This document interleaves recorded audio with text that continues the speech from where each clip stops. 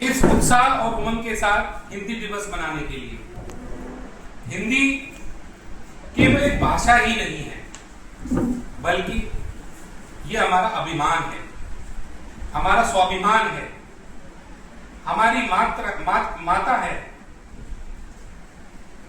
जैसा कि हम सभी को ज्ञात है, हिंदी का जो स्वरूप है ये संस्कृत भाषा से लिया गया। इसके बीच में कई भाषाएं ऐसी आई जिन्होंने हिंदी का जन्म दिया, हिंदी को जन्मा। अगर हम 3500 साल पूर्व जाएं तो हम देखेंगे कि आर्य सबसे पहले भारत आए, अपने साथ संस्कृत भाषा को हमारे भारतवर्ष में लेकर आए।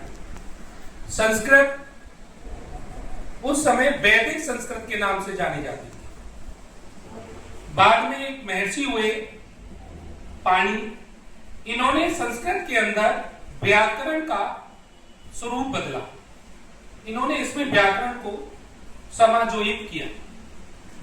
इसके बाद ये जो वैदिक संस्कृत थी, इसका रूप लौकिक संस्कृत के नाम पर प्रचलन में आया। रामायण, महाभारत जैसे महाग्रंथ हमारे लौकिक संस्कृत से ही लिए गए हैं। बाद में जिस प्रकार भाषा का परिवर्तन समय समय पर हुआ, लौकिक संस्कृत को बदला गया पाली भाषा में। भगवान बुद्ध ने पाली भाषा में अपनी संरचनाओं का निर्माण किया। इसके अवशेष अशोक सम्राट के जो हमारे इतिहासकार हैं उनको देखने को मिले हैं। सम्राट अशोक ने जितना भी बौद्ध धर्म का प्रचार किया, उसका सारा प्रचार का जो अभिलेख है वो सभी पाली भाषा में हमें मिलता है। इसके बाद पाली भाषा के बाद भाषा का स्वरूप फिर बदला। पाली भाषा को बदला गया प्राकृत में, प्राकृत भाषा।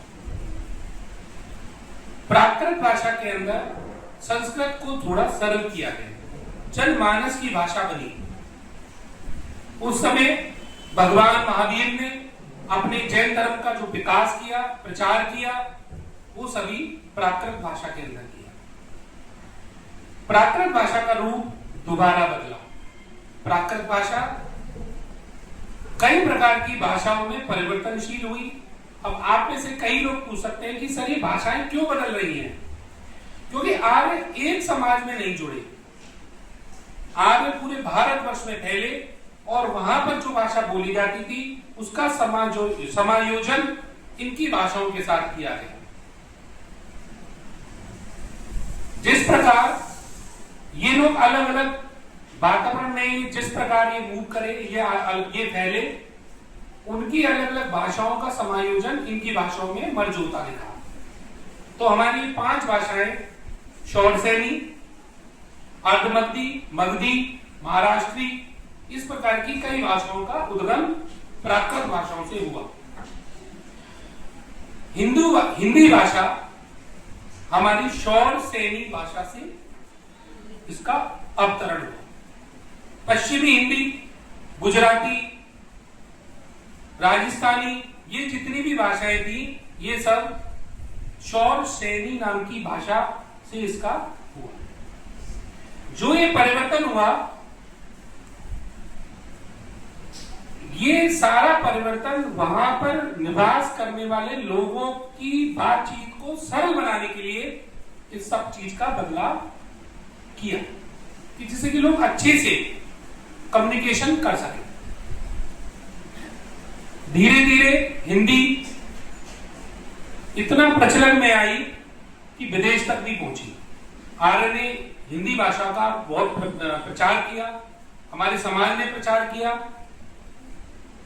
अब बात आती है कि हिंदी दिवस हम क्यों मना रहे हैं। 14 सितंबर 1949 का दिन, भारत को आजादी मिल चुकी थी।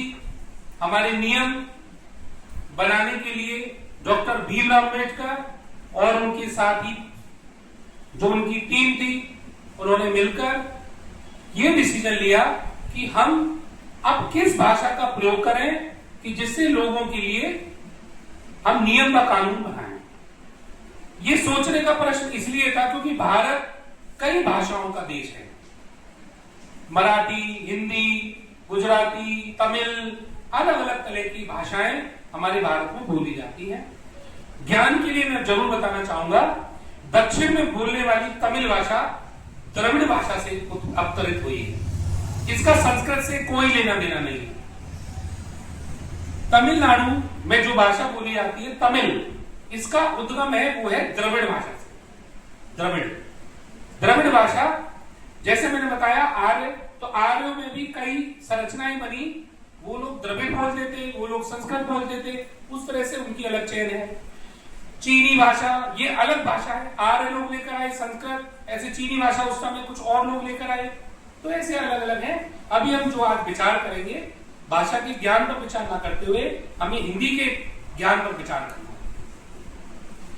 जिस प्रकार मैंने आपको बताया कि हिंदी का जो विकास जो प्रारंभ हुआ और अब हिंदी हमारी आजाद भारत के बाद अवतरित हुई।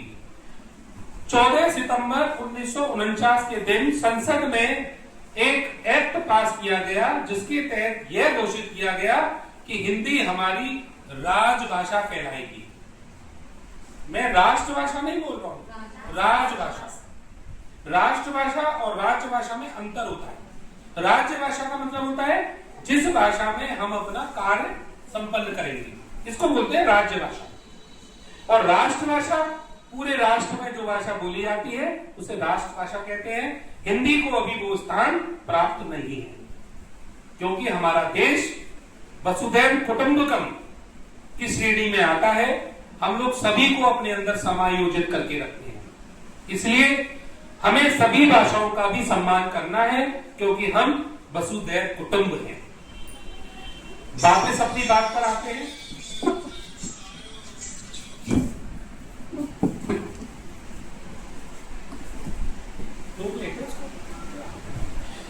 वापस अपनी बात पर आते हैं। 14 सितंबर के दिन हिंदी को राज्य भाषा का दर्जा दिया और तभी से हम हिंदी दिवस के रूप में अपनी भाषा हिंदी को सम्मान देते आए। आज भी मैं ये मानूंगा कि अगर हमें किसी भी प्रकार का महत्वपूर्ण डिसीजन या महत्वपूर्ण कार्य करना है तो आज भी हम हिंदी भाषा में ही उसका विचार करते हैं। हमारे अंदर जितने भी इमोशंस क्रिएट होते हैं वे सभी भी हिंदी भाषा के अंतर्गत ही आते हैं। आज अगर आपकी आंखों में अगर आंसू आएगा तो वो हिंदी चरित्र को देखकर आएगा, हिंदी फिल्म को देखकर आएगा, हिंदी वर्ण को देखकर आएगा। आपको अगर किसी का चित्रण अच्छा लगेगा तो वो हिंदी को देखकर अच्छा लगेगा। तो हिंदी केवल भाषा ही नहीं है, ये एक विचार है जो हमारे अंतर मन में पूरी तरह से व्याप्त है। तो हिंदी जो दिवस है इसको बड़े हमें उत्साह और उमंग के साथ मनाना चाहिए। ये हिंदी केवल हिंदी नहीं है, हिंदी केवल हिंदी नहीं है, बल्कि ये एक ऐसी भाषा है जो हमारे अंतर मन के साथ हमारे मस्तिष्क की भी भाषा है, हमारे माँ की भाषा है। बच्चा जब सबसे पहले जन्म लेता है तो वो माँ शब्द का उच्चारण करता है। उर्दू भाषा भी हमारी संस्कृत भाषा की एक लिपि से निकल कर आई है, तो हिंदी भी, उर्दू भी एक हिंदी की ही मुंह बोली बहन है। ये सारी बहनें हैं आपस में। तमिल को छोड़ दिया जाए, बंगाली, गुजराती, महाराष्ट्री, जितनी भी स्टेट्स में भाषाएं बोली जाती हैं, ये सभी भाषाएं अपने में कहीं ना कहीं एक दूसरे से कोई ना कोई संबंध रखती हैं। कोई किसी की छोटी बहन है, कोई किसी की नंद है, कोई किसी की भाभी है। तो भाषाओं का ये स्वरूप केवल हमारे भारतवर्ष में देखने को मिलता है। और हमें आज गर्व भी होना चाहिए कि हम एक ऐसे देश में रहते हैं जो संसार के तीसरे नंबर पर बोलने जाने वाली भाषा का प्रयोग हम लोग इस समाज में कर रहे हैं। तो अगर कोई कहता है कि हिंदी इस जमाने से खत्म हो जाएगी, तो मैं उसको प्रश्न चिन्ह खड़ा करता हूं कि हिंदी का बोलने का जो स्वरूप है, जो परसेंटेज है, वो दिन प्रतिदिन दुगना होता जा रहा है, कम नहीं हो रहा है। तो ये आज के दिन बोलना बिल्कुल गलत होगा कि हिंदी भविष्य में रहे ना रहे, मैं इसको मान ही नहीं सकता हूं। हिंदी कोई 1% या 2% बोली नहीं जाती है पूरे विश्व में। हिंदी को हमें शक्तिशाली जरूर बनाना है। शक्तिशाली बनाने के लिए हमें अपने बच्चों के अंदर, अपने समाज के अंदर हिंदी के प्रति अच्छे भाव और हिंदी के प्रति अच्छी सहानुभूति हमें व्यक्त जरूर करनी पड़ेगी। अगर आप हमारे देश के प्रधानमंत्री को देखेंगे, वे आज यूएस में जाकर भी हिंदी में ही अपना संबोधन करते हैं, चाहे दूसरे उसको कन्वर्जन के माध्यम से उसको सुने, जिसको कंपाइलर बोला जाता है। लेकिन हमें अपनी हिंदी को नहीं छोड़ना है। अगर आज आप जापान में जाएंगे तो वो अपनी जापानी में बात करते हैं। अगर आप चीन में जाएंगे तो चीनी लोग अपनी चीनी भाषा में बात करते हैं। वो अंग्रेजी का शब्द आपने अगर प्रयोग किया तो वो अपनी चीनी नहीं बोलेंगे। तो ये भावना हमारे अंदर जरूर आनी चाहिए। दूसरा, कई लोग बोलते हैं कि अगर हमें बच्चों को हायर एजुकेशन में भेजना है तो बच्चों की इंग्लिश बहुत अच्छी होनी चाहिए। मैं इंग्लिश का यहाँ पे कथन गलत नहीं करूंगा, इंग्लिश भी आनी चाहिए। लेकिन हमारी सरकार अब इस चीज में भी प्रयास कर रही है कि मेडिकल साइंस का क्षेत्र भी हिंदी में कन्वर्ट हो चुका है। अगर आप सबसे पहले मध्य प्रदेश में अगर आप जाएं तो वहां पर साइंस का एमबीबीएस की डिग्री अब हिंदी में भी आप कर सकते हैं। आप एक बार बताइए, मुझे हृदय को परिवर्तित करना है, मुझे अपना जो हार्ट है इसको परिवर्तन करना है, यानी कि मुझे ऑपरेशन करना है, तो जरूरी है हम उसको इंग्लिश में ही समझें, या हमें इंग्लिश आएगी तभी हम उसका हृदय परिवर्तन कर सकते हैं या उसका कोई ऑपरेशन कर सकते हैं। हमें किसी की हड्डी टूट गई, उसकी हड्डी में प्लास्टर बांधना है, तो क्या जरूरी है कि इंग्लिश नहीं आएगी तो हम लोग डॉक्टरी नहीं कर सकते? ऐसा नहीं है। हमारे महर्षि चरक हुए हैं जो बहुत बड़े साइंटिस्ट भी रहे हैं और बहुत बड़े चिकित्सक भी रहे हैं। तो अगर हम अपनी पद्धति को देखें तो सिर को बदलना तक हमने अपने पूर्वजों से सीख लिया था। महादेव भगवान हुए, उन्होंने अपने बेटे के सिर को दूसरे के सिर से रिप्लेस कर दिया था। तो रिप्लेसमेंट मेडिकल साइंस, ये तो हम अपने पूर्वजों से भी पहले सीख चुके हैं। हमारे वैदिक साइंस में सारी बातें बहुत अच्छे से नोटेड है, बहुत अच्छे से लिखा हुआ है। तो मैं अब आज के युग में ये नहीं कहूंगा कि आप पूर्णतः उसको हिंदी में बदलें। मैं ये कहूंगा कि आप हिंदी का प्रयोग करें, लेकिन उसमें अगर मेडिकल साइंस क्षेत्र में कुछ ऐसे वर्ड हैं जो टेक्निकल आते हैं तो आप उसमें उसका प्रयोग करें। क्या उचित, क्या इसमें बुराई है? आप कुछ वर्डों को इंग्लिश में बोलिए, कुछ वर्डों को आप हिंदी में बोलिए। लेकिन हम हिंदू हैं, हम हिंदी हैं, तो हमें अपनी हिंदी का पालन अवश्य करना चाहिए। और ये हमें ये भी घर में ध्यान रखना चाहिए कि हिंदी को हम सरल भाषा में बोलें, उसका रूप न बिगाड़ें।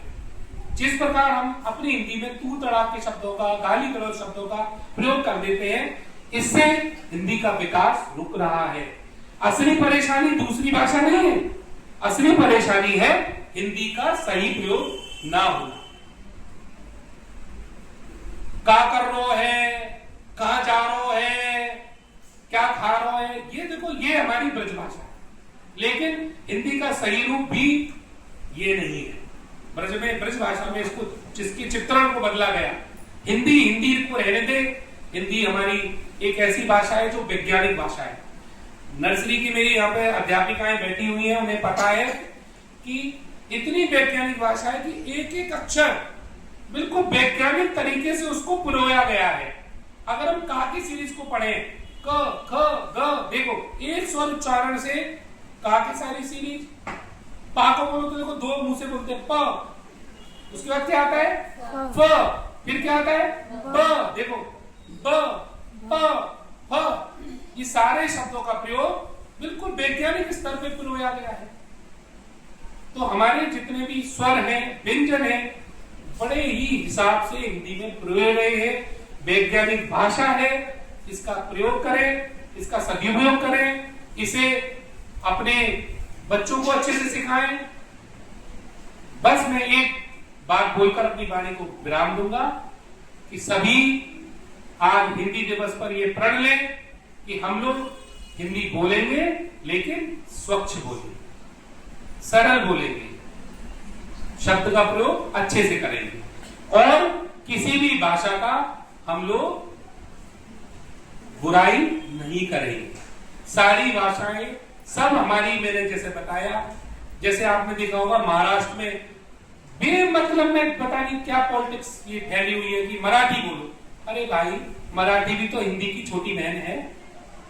तुम बड़ी बहन को बुलाना चाह रहे हो? उन महाराष्ट्रियों से बोलो, क्यों इस पॉलिटिक्स में और राजनीति में इतना जहर बोल रहे हैं? अरे मराठी भी तो हिंदी की ही छोटी बहन है। ये भी तो महाराष्ट्री से आई है और महाराष्ट्री प्राकृत का उपखंड है और प्राकृत पाली का उपखंड है और पाली वैदिक संस्कृत का उपखंड है। तो इसी वाणी से मैं आज विराम करूंगा। बोलने को तो मेरे पास बहुत शब्द हैं, लेकिन मैं चाहूंगा सभी को समय मिले। मैं चाहूं तो अभी अगर आपकी अनुमति हो तो मेरे पास और भी ज्ञान है जो मैं आपको दे सकता हूं, लेकिन